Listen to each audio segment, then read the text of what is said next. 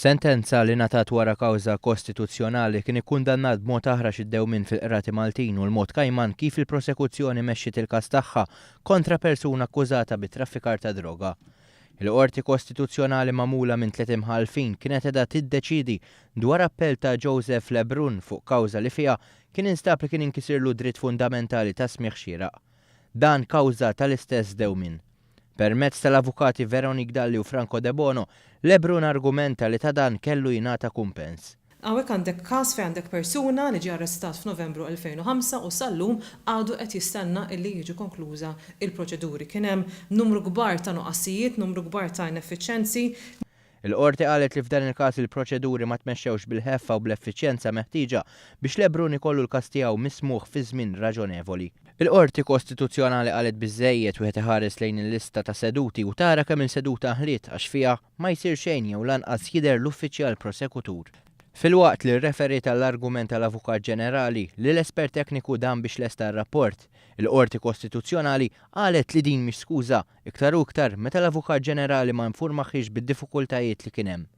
Hawnhekk saret dikjarazzjoni ċara li tajt il-verità li daħlet il-prassi ħażina li l-prosekuzzjoni tmexxi l-każ bil-lajma kultant tressaq xi wħud, kultant xi prova oħra u kultant lanqas biss tidher għas-seduta.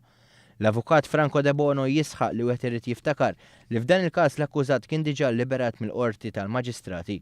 Il-kwadru usa li għandek persuna li ġiet akkużata il-qorti għall-ewwel darba madwar 9 snin ilu u ftit wara kienet ġiet liberata mill-qorti tal-maġistrati għax kienet iddeċidiet li laqqas kien hemm provi biżżejjed biex din l-istess persuna titqiegħed taħt attakkuża u għaldaqstant kienet illiberat lil dik il-persuna.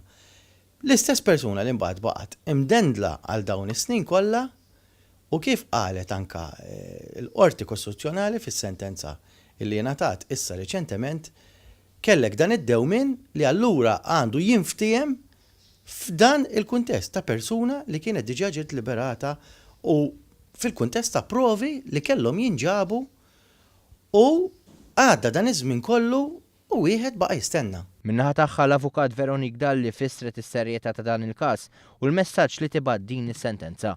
Trattaw mal-ħajja tan-nies, qegħdin nittrattaw mal-libertà tan-nies u persuna tajb jew ħażin għandha dritt tkun taf fejn qiegħda. Fl-aħħar xhur il-Gvern permezz tal-Kummissjoni Bonello ħejja rapport dettaljat u beda jniedi ta' miżuri bilan li jindirizza d-dewmien fil-qrati. Dan fost sfidi oħra fis-settur tal-ġustizzja.